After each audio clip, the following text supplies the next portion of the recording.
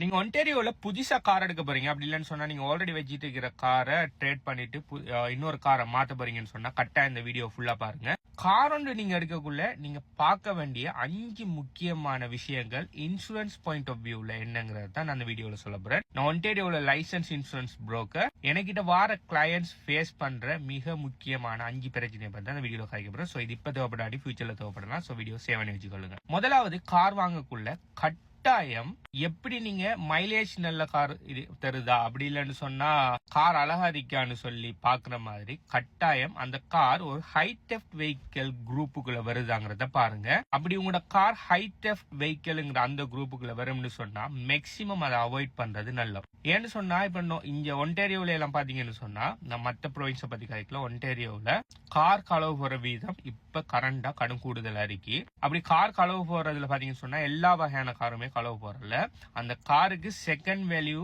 Second market எதுக்கு நல்ல கூடுதலா இருக்கோ அடுத்தது வெளிநாட்டுல எந்த காருக்கு டிமாண்ட் இருக்கோ அத மாதிரியான கார்களை டார்கெட் பண்ணி தான் கடத்துறாங்க. உதாரணத்துக்கு ஹோண்டா சிஆர்வி, ஹோண்டா சிவிக் இது போன்ற கார் எல்லாம் பாத்தீங்கன்னு சொன்னா ஹை டெஃப்ட் வெஹிக்கிள் அதெல்லாம் தான் பீக்ல இருக்குது. சோ இப்படியான கார்கள் நீங்க வாங்கக்குள்ள நீங்க இன்சூரன்ஸ் செக் பண்ணினா இப்ப இன்சூரன்ஸ் எடுத்து பண்ணிட்டு வர கிளையன்ஸ் ஒரு ஆள் வந்து ஹோண்டா சிஆர்வி பிராண்ட் நியூ எடுக்க போறது இல்லாட்டி ஹோண்டா சிவிக் பிராண்ட் நியூ எடுக்க போறதுன்னு சொல்லி என்கிட்ட ஒரு வின் நம்பர் தருவேன்னு சொன்னா நான் கோட் செக் பண்ணக்குள்ளேயே அநேகமான இன்சூரன்ஸ் கம்பெனிஸ் கோர்ஸ்ல பாத்தீங்கன்னு சொன்னா ஹை டெஃப்ட் வெஹிக்கிள் சர்ச் சார்ஜ்னு சொல்லி 30% கூட்டி காட்டும். அதாவது அவர் மத்த எல்லா கேட்டகரிக்கும் ஆன பிரைஸ சொல்லி அதுக்கூட எக்ஸ்ட்ராவா இந்த வெஹிக்கிள் ஹை டெஃப்ட்ங்கிற ஒரே ஒரு காரணத்துக்காக 30% இன்சூரன்ஸ் அமௌண்ட் கூட்டி காட்டும். உதாரணத்துக்கு நார்மலா நீங்க வேற ஒரு ஹை டெஃப்ட் இல்லாத வெஹிக்கிள் வாங்கக்குள்ள நீங்க உங்க இன்சூரன்ஸ் 500 சொன்னா நீங்க அதே ஒரு நபர் அதே இடத்துல இருந்து அதே ஹை டெஃப்ட் வெஹிக்கிள் ஒன்று வாங்குறதுன்னு சொன்னா அவருக்கு 500க்கு பதிலாக 750 அப்படி இல்லைன்னு சொன்னா $1000 மேல இன்சூரன்ஸ் இன்க்ரீஸ் ஆகிறது சான்ஸ் இருக்குது. அப்படி ஹை டெஃப்ட் வெஹிக்கிள் தான் நீங்க வாங்க போறீங்க வேற ஆப்ஷன் இல்ல அதான் உங்களுக்கு பிடிச்சிருக்குது அதான் நல்ல மைலேஜ் தருது அதான் அழகா இருக்கு அதான் வாங்க போறீங்கன்னு சொன்னா கட்டாயம் நீங்க ஆஃப்டர் மார்க்கெட் அதாவது கார் வாங்கினதுக்கு பிறகு நீங்க மானிட்டர் டேக்னு ஒரு விஷயம் ஒன்று நீங்க இன்ஸ்டால் பண்ணுவீங்கன்னு சொன்னா அநேகமான இன்சூரன்ஸ் கம்பெனிஸ் அந்த ஹை டெஃப்ட் அந்த சர்ச் சார்ஜை ரிமூவ் பண்ணுவாங்க. இந்த மானிட்டர் டேக் பாத்தீங்கன்னு சொன்னா சில யோசிப்பீங்க நான் கார் வாங்கக்குள்ளேயே அதுல ஆன்டி டெஃப்ட் டேக்னு சொல்லி ஓட்டி தராங்க அதுவான்னு சொல்லி இல்ல நீங்க கார் வாங்கக்குள்ள தரது இல்ல. இது பாத்தீங்கன்னு சொன்னா நீங்க பிரைவேட்டா நீங்க மானிட்டர் டேக் ஒன்று இன்ஸ்டால் பண்ணணும் கூட கார்ல. அது எப்படின்னு சொன்னா நிறைய கம்பெனிஸ் இருக்குது. ஒரு நல்ல உதாரணமான ஒரு கம்பெனி உண்டு ஸ்பீடி கிளாஸ் ஒரு கம்பெனி ஒன்று இருக்குது.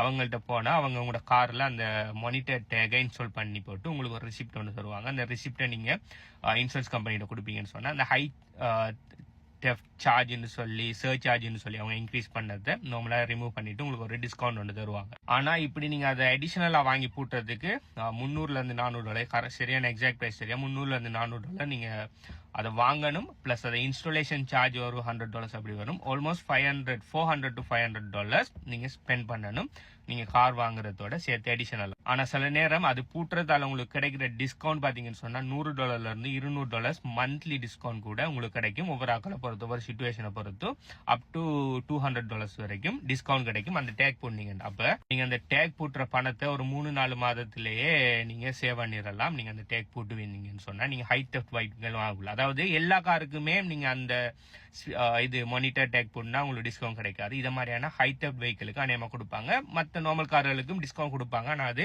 சின்ன அளவுல தான் டிஸ்கவுண்ட் கொடுப்பாங்க. ஆனா ஹை டெஃப்ட் வெஹிக்கிளுக்கு தான் பெரிய அளவுல டிஸ்கவுண்ட் கொடுப்பாங்க. ஏன்னா ஹை டெஃப்ட் வெஹிக்கிளுக்கு தான் உங்க இன்சூரன்ஸ் பயங்கரமா சர்ச் சார்ஜ் ஆகும். அதுலயும் பாத்தீங்கன்னு சொன்னா சில particular insurance companies pink slip அதாவது நீங்க கார் இது இன்சூரன்ஸை பைண்ட் பண்ணி அந்த டெம்பரரி பிங்க் ஸ்லிப் எடுத்து கொண்டு போய் ஸ்பீடி கிளாஸ்ட காட்டுவீங்கன்னு சொன்னா அவங்க அந்த பர்டிகுலர் இன்சூரன்ஸ் கம்பெனியில நீங்க இன்சூரன்ஸ் எடுத்ததுக்காகவே அந்த இன்சூரன்ஸ் கம்பெனி கீன்னு சொல்லி ஒரு டிஸ்கவுண்ட் ஒன்று கூட பர்டிகுலரா அந்த இதுல இருக்கு. உதாரணத்துக்கு அந்த மானிட்டர் டேக்கோட பிரைஸ் $400 சொன்னா நீங்க அந்த பர்டிகுலர் இன்சூரன்ஸ் கம்பெனியோட அந்த பிங்க் ஸ்லிப்பை கொண்டு காட்டுவீங்கன்னு சொன்னா நான் இங்க இன்சூரன்ஸ் வச்சிருக்கேன்னு சொல்லி காட்டுவீங்கன்னு சொன்னா $400 பதிலாக உங்களுக்கு $300 அந்த மானிட்டர் டேக்கை நீங்க வாங்கக்கூடியதாகவும் இருக்கு. அப்படியும் எல்லா இன்சூரன்ஸ் கம்பெனில சில இன்சூரன்ஸ் கம்பெனியோட பிங்க் ஸ்லிப்புக்கு அந்த மாதிரி டிஸ்கவுண்டும் கொடுக்காங்க. ஸோ ஸ்பீடி கிளாஸ்ங்கிறது அநேகமா ஃபேமஸா எல்லாரும் போட்டுட்டு இருக்காங்க. அதை தாண்டி வேற பிராண்ட்ஸ் எல்லாம் இருக்கும். நீங்க உங்களோட ஓன் ரிசர்ச் எல்லாம் பண்ணிக்கொள்ளுங்க. ரெண்டாவது கார் வாங்குறது முதல்ல நீங்க செய்ய வேண்டிய முக்கியமான விஷயம் என்னன்னு சொன்னா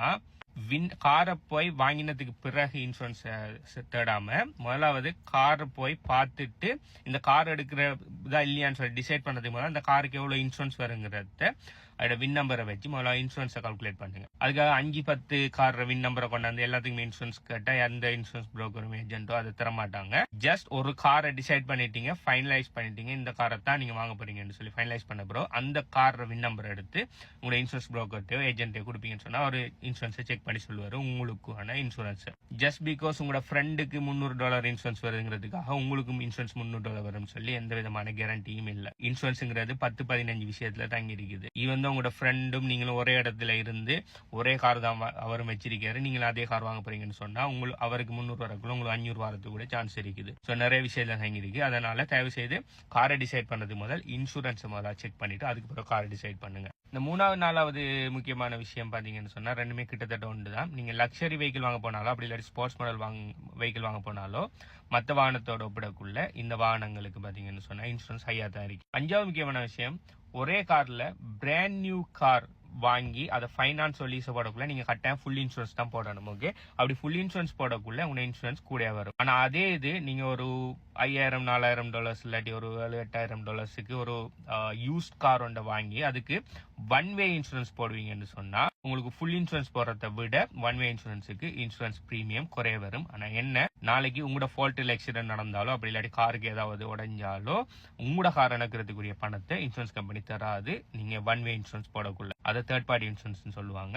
ஸோ அதுல உங்களோட காருக்கு எதுவும் கிடைக்காது. ஆனா தேர்ட் பார்ட்டிக்கு உங்களோட ஆக்சிடென்ட் பெனிஃபிட்ஸ் அது எல்லாமே கிடைக்கும். நீங்க ஃபுல் இன்சூரன்ஸ் போடுவீங்கன்னு சொன்னா உங்களோட டிடக்டிபிள கழிச்சிட்டு உங்களோட கார் அனுக்கிறதுக்குரிய எல்லா விஷயத்தையுமே ஃபுல் இன்சூரன்ஸ்ல தருவாங்க. ஸோ ஒன்டேரியோவில் நீங்க கார் வாங்க போறீங்கன்னு சொன்னா கட்டாயம் இந்த விஷயத்தை எல்லாம் மைண்ட்ல வச்சுட்டு அதுக்கு பிறகு ஒரு நல்ல முடிவா எடுங்க. நான் அந்த சொன்ன விஷயங்களை தாண்டி எக்ஸ்ட்ராவா ஏதாவது டிப்ஸ் உங்களுக்கு தெரியும் சொன்னா கமெண்ட்ல போடுங்க, மத்தாக்களும் பார்த்து தெரிஞ்சு கொள்ளட்டும். நான் ஒன்டேரியோவில் லைசன்ஸ் இன்சூரன்ஸ் புரோக்கர். எங்க புரோக்கரேஜ்ல பாத்தீங்கன்னு சொன்னா 30 கம்பெனிஸோட நாங்க ஒர்க் பண்ணிட்டு இருக்கிறோம். நீங்க புதுசா கார் எடுக்க போறீங்க, அப்படி வீடு எடுக்க போறீங்க, அப்படி உங்களோட ஆல்ரெடி உங்களோட கார் இன்சூரன்ஸோ ஹோம் இன்சூரன்ஸோ ரினியூவல் ஒரு 10-15 நாளுக்குள்ள வருதுன்னு சொன்னா நீங்க என்ன கான்டாக்ட் பண்ணலாம். நான் 30+ கம்பெனிஸ்ல செக் பண்ணி பெஸ்டான ரேட் உங்களுக்கு ஆஃபர் பண்ணுவேன். கான்டாக்ட் பண்ற டீடைல்ஸ் பாத்தீங்கன்னு சொன்னா என் நேம்ல இருக்குது, இல்லாட்டி என் பயோல இருக்குது, அப்படி எந்த ஸ்கிரீன்லயும் இருக்கும். அப்படின்னு சொன்னா என்ன டைரக்ட் மெசேஜ் பண்ணீங்கன்னு சொன்னா ஆட்டோ ரிப்ளை கூட வரும். உங்களுக்கு இன்சூரன்ஸ்ல ஏதாவது டவுட்ஸ் இருக்குன்னு சொன்னாலும் கமெண்ட்ல தெரிய பண்ணுங்க.